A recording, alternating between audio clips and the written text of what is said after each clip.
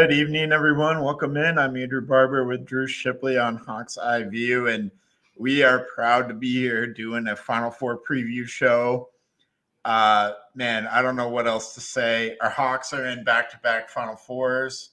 That's never happened in women's basketball history. Caitlin Clark was amazing. I don't know what else to say about that performance, Drew. I mean, is it sad that it's like to the point of expectation that we see that level of greatness from her? Like, is that going too far? No. Because like at some point in time we have to stop being surprised about what she's doing, right? Like there has to be a ceiling. And the crazy part about it is I don't think she's hit it. Yeah, the sky is the ceiling. Now, granted, she may have hit the ceiling of her collegiate career. Obviously, like have one, maybe 2 games left. So like, I mean, how much higher do you get than that, other than winning the whole damn thing? Right. But yeah, like I'm not surprised by her performance whatsoever. I expect to see another one tonight.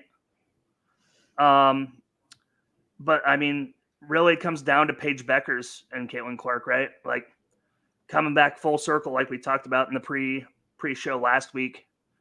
Paige Beckers was kind of named that girl when that freshman class came out, right? She was the number 1 overall recruit in her class, over Angel Reese, over Caitlin Clark, over like I can't believe what the class was, or was it Leah Boston in that class? Like I don't remember.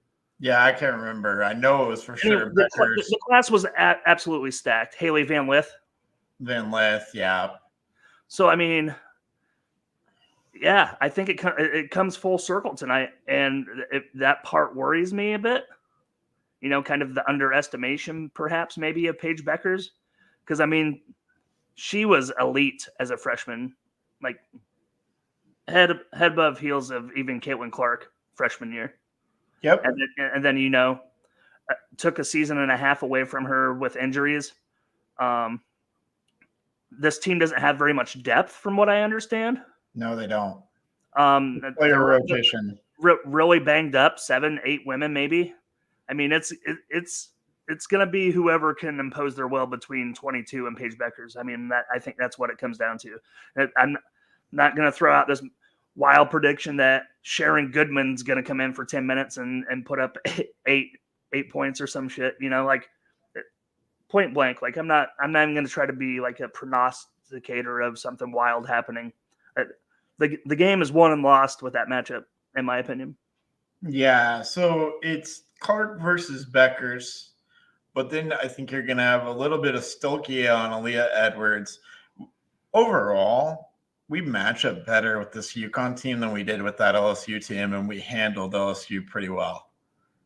We were a difficult matchup for LSU, but they were a difficult matchup for us. Well, I think it's a little bit more even here. Aaliyah Edwards is great, but she's 6'3", Stolke's 6'2", so it's not like Aaliyah Edwards has this big height advantage on Stolke like Angel Reese had. Right. So, and UConn isn't a great offensive rebounding team. That's something that gave Iowa fits a lot this year, is that they played against a team that had great offensive rebounders, like a Mackenzie Holmes. I'm thinking of the game at Indiana. That was a game that gave Iowa trouble. Aoka Lee of Kansas State gave Iowa trouble, right? Well, UConn just doesn't have that. Aaliyah Edwards is awesome. She's athletic, but she's not that. She's not going to put up a ton of boards. And also, like you mentioned, UConn is maybe a little bit shorthanded. So they can't afford to play like a physical style of basketball with Iowa. That's something that we saw Iowa struggle with against West Virginia. A physical style of basketball, and Iowa struggled. Well, UConn can't afford to do that, because if they get anybody in foul trouble, they only have one bench player. Right. And it's not like Iowa digs that deep into their bench, but they feel more comfortable with their bench than I think UConn would. Yeah, I mean, if they have to go to their bench, Iowa is more comfortable with that than UConn would be. 100%. Yeah, 100%, Andrew. Yeah, Like I can't. There's nothing to add to that. That's a great point. Yeah. So who do you think could maybe be a little bit of an X factor for the game tonight? For Iowa, let's say. Kate Martin. Okay. I think Kate Martin is capable of a double today. Like she gets a lot of those banging in the board rebounds, with likewise competition, not like the 6'7" Angel Reese per se, but like people of her stature, women of her stature.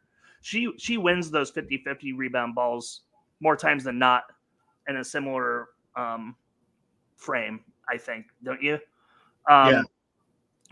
She's going to hit some timely shots, mid-range shots, three-pointers. I'm like double, 16 and 10, something like that. I mean, I know I said I didn't want to go out here and like come up with some wild prognostic, whatever prediction, I guess, but like I legitimately see Kate Martin putting up something like that.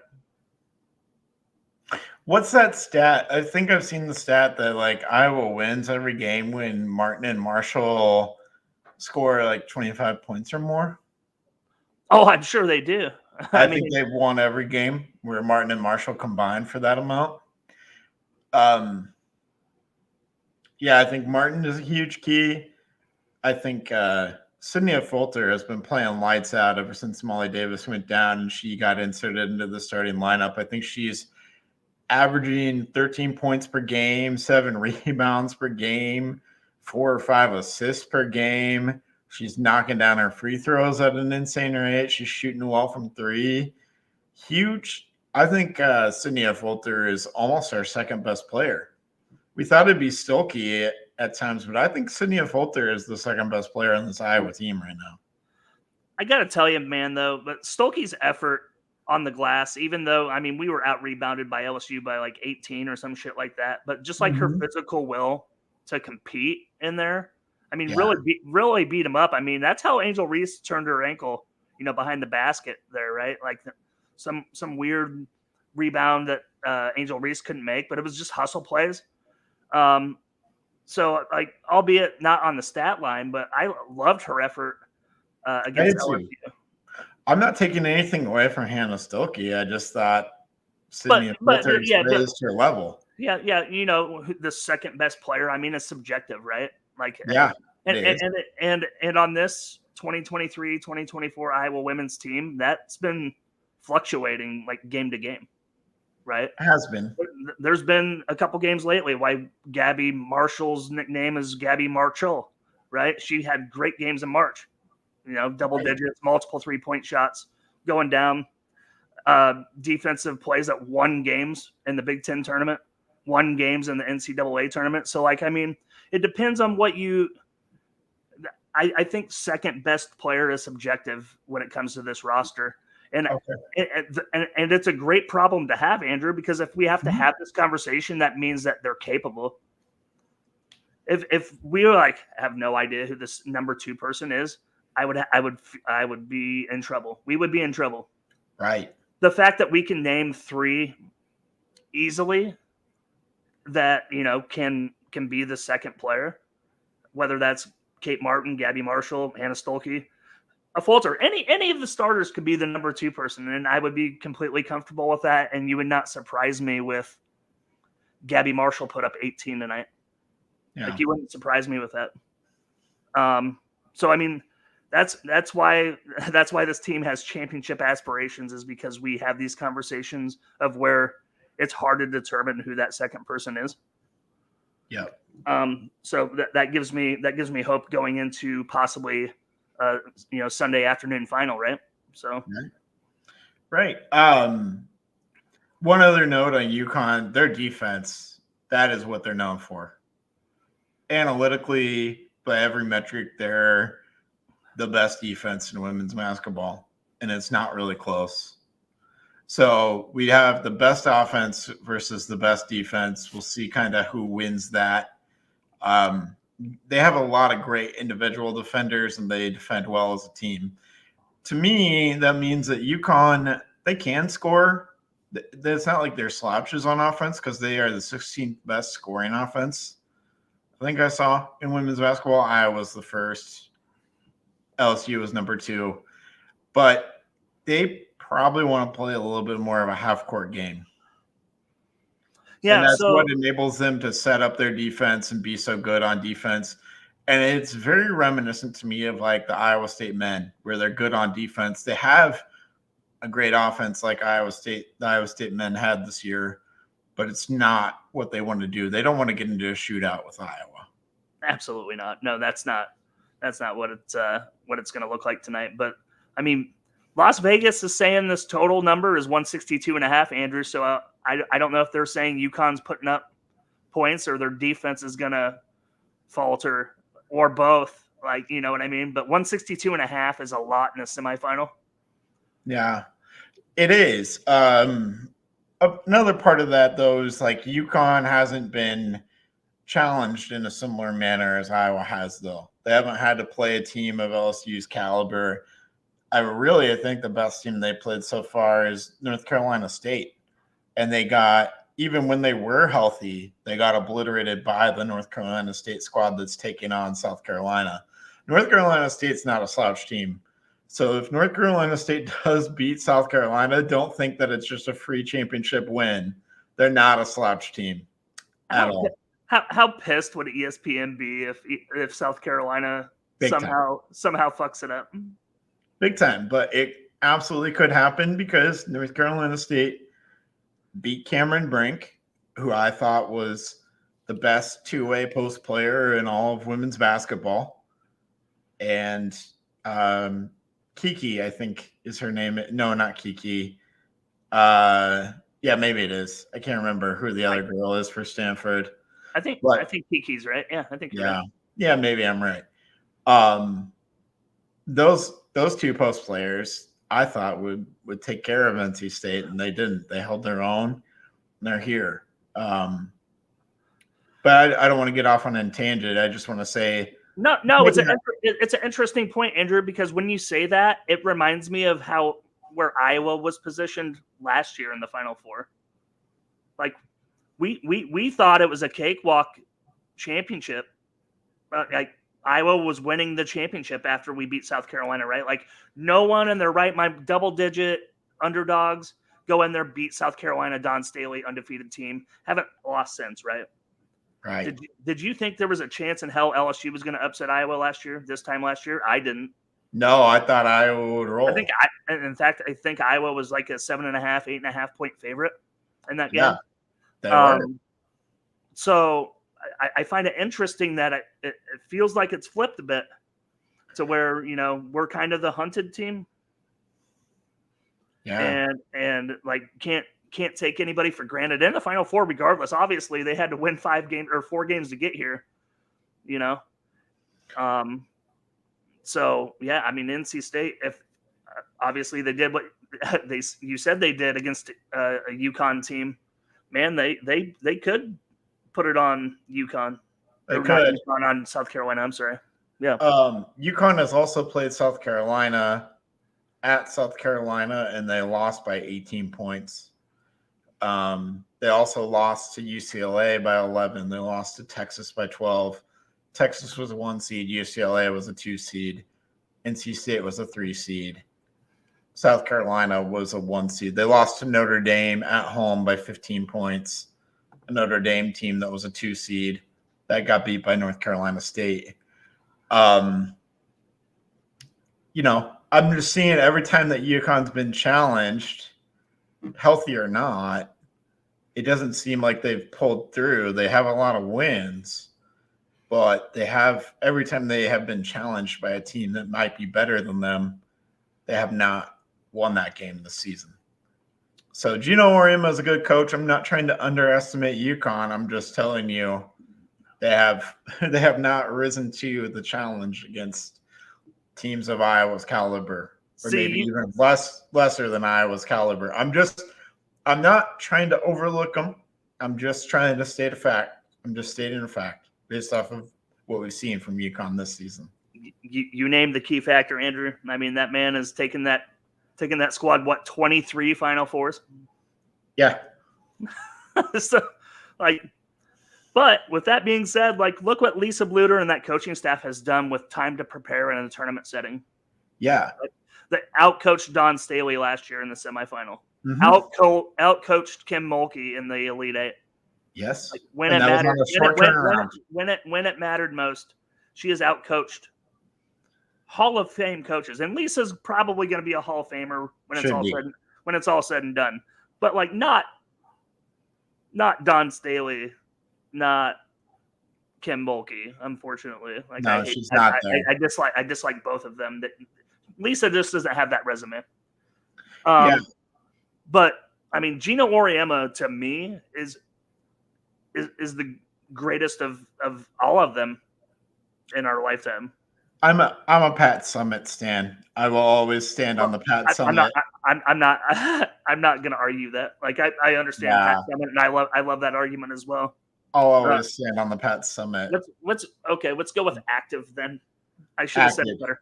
Active 100%. Then I would agree with you. Okay. Of the active coaches, yes, I would agree.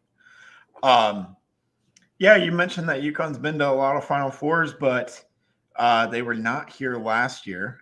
Iowa was. So when you talk about experience, I know Paige Beckers has been here before. Aaliyah Edwards has been here before. They won it all before, I believe, right? Not last year, but 2 years ago. I think UConn won it all. Was that when 2 years ago when Paige was a sophomore and they lost her for the season? No, never mind. Freshman year. Freshman year when they won it, I believe. Yeah. Yeah, I think freshman year Beckers is the last time they were here. Because I believe it was what was it? South Carolina, UConn, South Carolina, LSU. Yeah, is the last four. Okay, so a lot's been made about like experience and how UConn has all this experience, but really, Iowa has this current Iowa roster versus this current UConn roster. I think Iowa actually has the experience advantage, because we have plenty of people that were here last year for Iowa, namely Clark, Martin, Marshall, Stolke, all played. Fulter played a little bit, right? And so it's not like we have no experience versus a lot of experience, right? And I think UConn has Beckers and Edwards, but we can match them in experience too. So yeah, I'm not, I give a slight edge to head coaching to Auriemma just because he's done it, right? Yeah, like sure. I don't think we can argue that. I think roster, I think we have the edge on that. I think the experience factor that you just mentioned, I think we have the edge on that, and we have the best player in college basketball potentially of all time. So. Right. With that being said, I'm going to go on record if we're ready for that. I would love to go on record for that. One quick thing before we go on record. Go ahead. If Iowa went through Mulkey already, playing Auriemma tonight, and then they pull it out on Sunday. Wouldn't that be a hell of a run? That's a hell of a run for Lisa Bluter and Caitlin Clark at the same time, to go head-to-head with each of those three coaches and their great teams and beat all of them in succession. I don't know if we've ever seen a run like that in women's basketball, and if we will ever see it again, if that's exactly how it goes down. No, because there hasn't been this many competitive teams in women's basketball. You haven't had the parity. You haven't had that. You've had maybe two teams every year for like the last 15 years before the Caitlin Clark era. Last 15 years, it was UConn, South Carolina, or UConn, Tennessee. Right. Like that was it. And then you throw in the occasional NC State, you throw in the Stanford, UConn Stanford days, right? Yeah. At those days, Tara Vanderveer, right? Like all-time winningest coach, right? So obviously they were there. There are four teams here that can legitimately win the whole thing. Yeah. You know what? I would not be surprised if any of these four teams, and there's not been many years that you can say that in women's basketball. So that's what makes it exciting. That's why you're getting the ratings, not necessarily just Caitlin Clark. 75, 80% Caitlin Clark? Yeah, but when you're seeing good basketball and you're not seeing UConn blow out Duke in the final by 31, who the fuck wants to watch that? That's not compelling basketball. We know who's going to win. Tina Charles and Diana Taurasi. And we already know who's winning that, right? Mhm. There has not been more parity in women's basketball than there is in this current day, and that's what makes it exciting. That's why there's numbers. And then obviously transcendent Caitlin Clark, Angel Reese, all that stuff. Like it is a perfect stew. It is legitimately perfect. So yeah. Yeah, I agree. All right. Go ahead. Go on record. Prediction time. Yeah. It's gonna be close. It's gonna be close. It's gonna be a game of runs. Much like the LSU game, but like UConn's actually going to be present there in the second half. I'm going to go 91-86 Iowa. Oh, big number. 91-79. Oh, you stuck on that 91. I like that. I had that number in my mind before you even spoke. Well, it's fun. It's funny because you played the defense card in the podcast, so I didn't think you necessarily say 91. I wouldn't play the defense card, but then I think I was going to shred it. I think I was going to figure it out because I don't know if they've faced an individual. Well, I know they haven't faced anybody individually like Caitlin Clark. I don't know who they're going to put on Caitlin Clark, but I know that. It's got to be Paige Beckers. It has to be Paige. Okay, well then, best of luck. I don't think she can guard her. She'll probably have a better go at it than Haley Van Lith did. Well, yes, she will, but they're going to have to send multiple defenders, and that's going to leave Iowa with a lot of open shots. They're going to make their open shots. I just think we're the more athletic team, too, 1 through 5. Like, I think it's going to be another up and down the court. That's what makes them so exciting, man. Like 100%, and that's why I'm saying 91, because they don't want to get into a running game. We're going to do everything in our power to make it a running game. They're either going to get worn down, and that's going to show up on the foul trouble, or it's going to show up in we're just scoring a lot of buckets, and there's not really much they can do about it. Yeah, I think they're just too shorthanded for a game like this. So I think Iowa's gonna have their way with UConn a little bit tonight. I hope so, man. That would be great. I hope to be back here on Sunday with you and doing a championship preview. If you are free and available, I would love to do a championship preview with you. We'll hope and pray for a championship preview. So if we do that, Andrew, I will be live from my hotel room in Philadelphia, Pennsylvania, because it is WrestleMania weekend. So, I mean, it doesn't get much bigger weekend than this for myself with the Iowa women tonight. WrestleMania is a Saturday, Sunday event these days. Jeez. And then is the championship game set for like 3 p.m.?